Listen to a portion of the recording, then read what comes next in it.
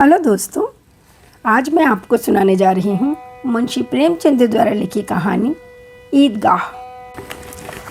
रमज़ान के पूरे 30 रोज़ों के बाद ईद आई है। कितना मनोहर, कितना सुहावना प्रभात है।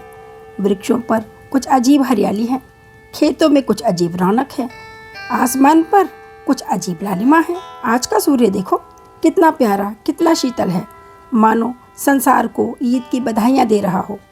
गांव में कितनी हलचल है। ईदगाह जाने की तैयारियां हो रही हैं।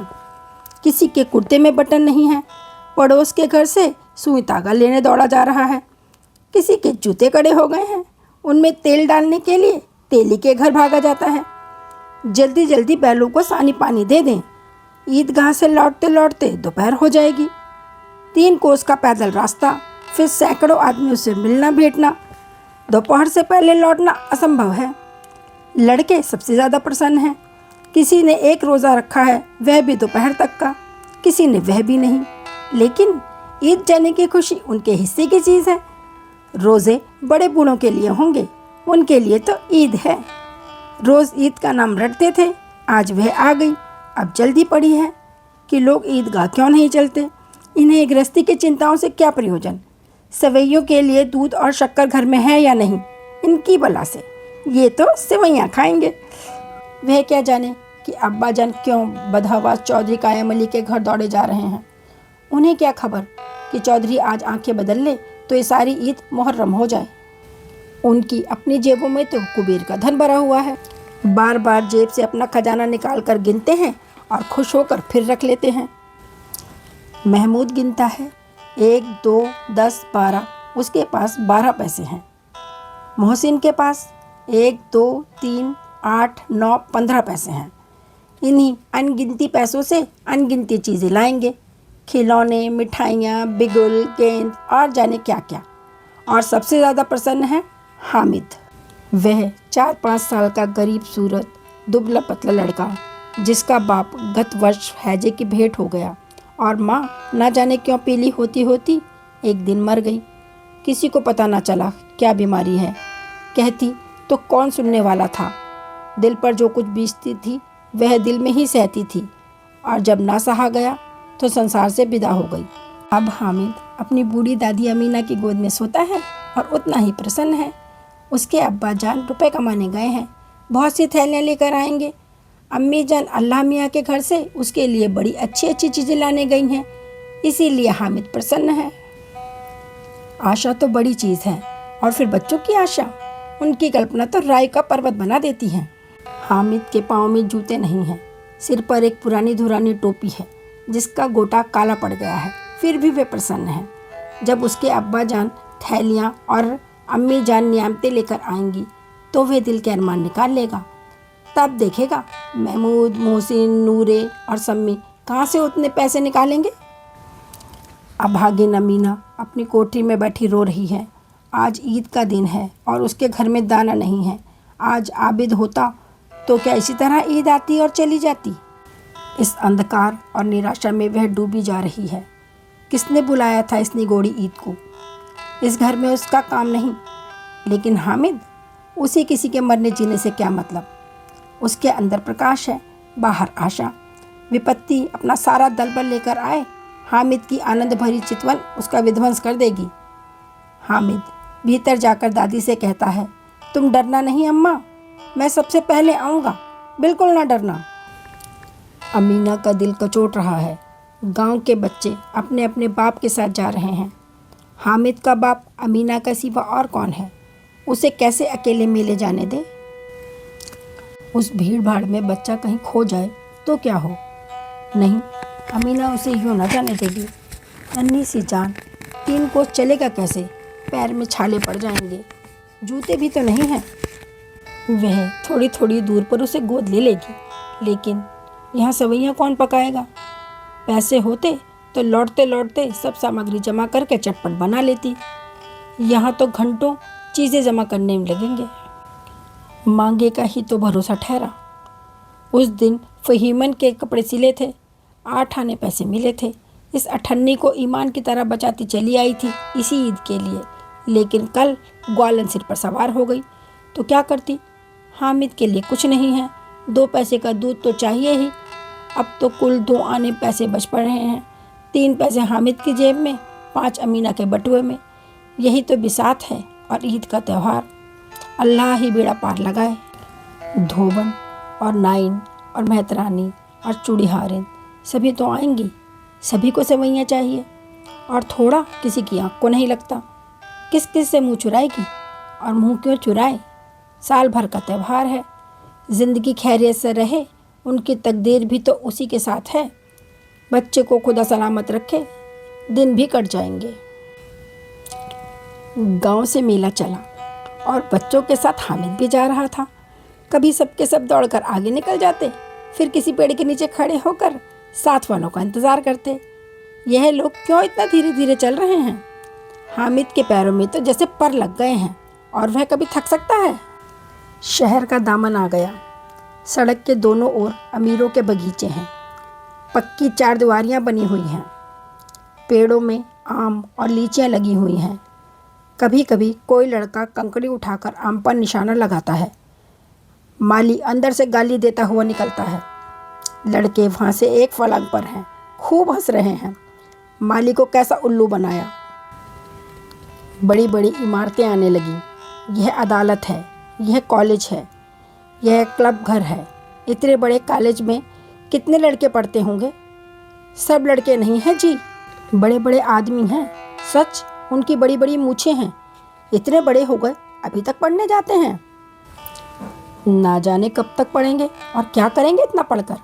हामिद के मदरसे में 2-3 बड़े बड़े लड़के हैं, बिल्कुल 3 कौड़ी के।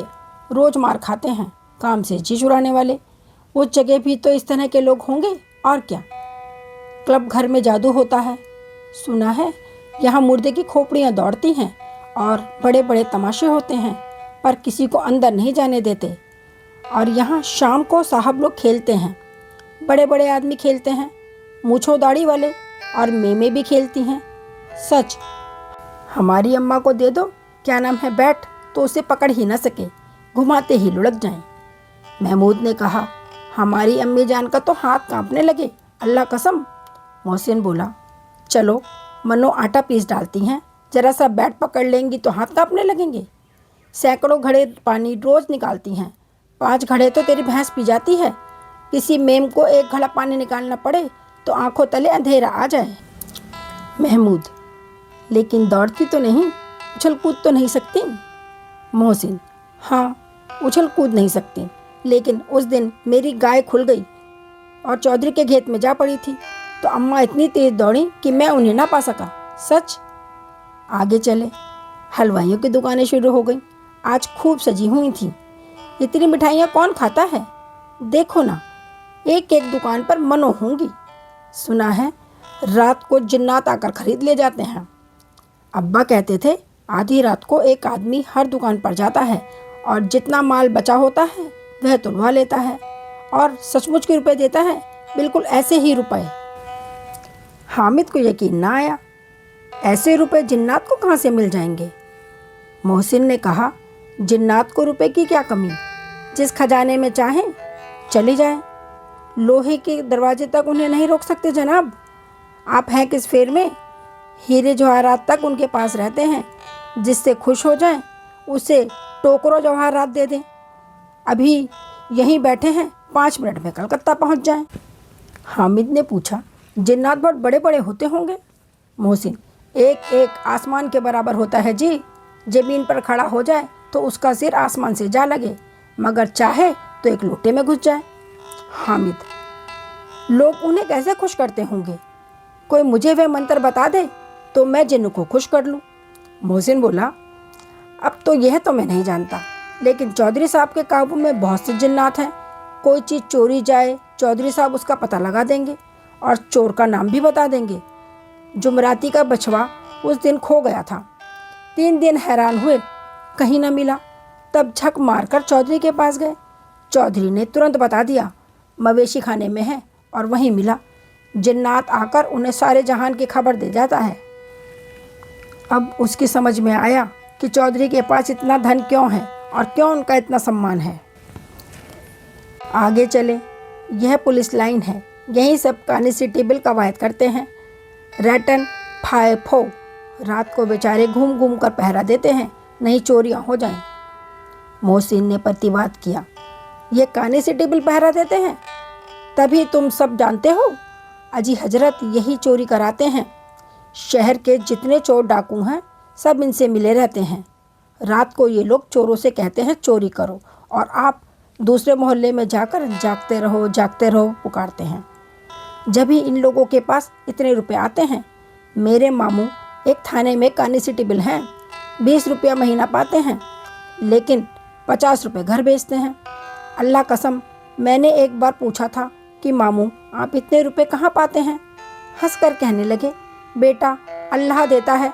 फिर आप ही बोले, हम लोग चाहें तो एक दिन में लाखों मार लाएं, हम तो इतना ही लेते हैं जिससे अपनी बदनामी ना हो और नौकरी ना चली जाए। हामिद ने पूछा, यह लोग चोरी करवाते हैं तो कोई इन्हें पकड़ता नहीं? मोहसिन उसकी नादानी पर दया दिखाकर बोला, अरे पागल, इन्हें कौन पकड़ेगा? पकड़ने वाले तो ये लोग खुद हैं, लेकिन अल्लाह इन्हें सज़ा भी खूब देता है। हराम का माल हराम में जाता है। थोड़े ही दिन हुए मामू के घर में आग लग गई, सारी लेई पूंजी जल गई, एक बर्तन तक ना बचा। कई दिन पेड़ के नीचे सोए, अल्लाह कसम पेड़ के नीचे। फिर ना जाने कहाँ से 100 कर्ज ले आए तो बर्तन भांडे आए। हामिद, 100 तो 50 से ज़्यादा होते हैं। कहाँ 50, कहाँ 100? 50 एक थैली भर होता है, 100 तो 2 थैलियों में भी ना आए। अब बस्ती घनी होने लगी। ईदगाह जाने वालों की टोलियां नजर आने लगी, एक से एक भड़कीले वस्त्र पहने हुए, कोई इक्के तांगे पर सवार, कोई मोटर पर, सभी इत्र में बसे, सभी के दिलों में उमंग। ग्रामीणों का ये छोटा सा दल अपनी विपन्नता से बेखबर, संतोष और धैर्य में मगन चला जा रहा था। बच्चों के लिए नगर की सभी चीज़ें अनोखी थी। जिस चीज़ की ओर ताकते ताकते ही रह जाते, और पीछे से बराबर हॉर्न की आवाज़ें होने पर भी ना चेतते। हामिद तो मोटर के नीचे जाते जाते बचा। सहसा ईदगाह नजर आया। ऊपर इमली के घने वृक्षों की छाया है, नीचे पक्का फर्श है जिस पर जाजिम बिछा हुआ है, और रोजेदारों की पंक्तियां एक के पीछे एक ना जाने कहाँ तक चली गई हैं, पक्की जगत के नीचे तक, जहाँ जाजिम भी नहीं है। नए आने वाले आकर पीछे की कतार में खड़े हो जाते हैं। आगे जगह नहीं है। यहाँ कोई पद और धन नहीं देखता। इस्लाम की निगाह में सब बराबर हैं। इन ग्रामीणों ने भी वजू किया और पिछली पंक्ति में खड़े हो गए। कितना सुंदर संचालन है, कितनी सुंदर व्यवस्था। लाखों सिर एक साथ सिजदे में झुक जाते हैं, फिर सब के सब एक साथ खड़े हो जाते हैं, एक साथ झुकते हैं और एक साथ घुटनों के बल बैठ जाते हैं। कई बार यही क्रिया होती है, जैसे बिजली की लाखों बत्तियां एक साथ प्रदीप्त हों और एक साथ बुझ जाएं, और यही क्रम चलता रहे। कितना अपूर्व दृश्य था, जिसकी सामूहिक क्रियाएं, विस्तार और अनंतता हृदय को श्रद्धा, गर्व और आत्मानंद से भर देती हैं। मानो भ्रातृत्व का एक सूत्र इन समस्त आत्माओं को एक लड़ी में पिरोए हुए है। तो बस आज ये कहानी यहीं तक। इसका अगला भाग देखना ना भूलिएगा कि मेले में बच्चों ने क्या क्या उधम किया। यदि आपको मेरी ये कहानी पसंद आई है तो इसे लाइक कीजिए और मेरे चैनल को सब्सक्राइब कीजिए।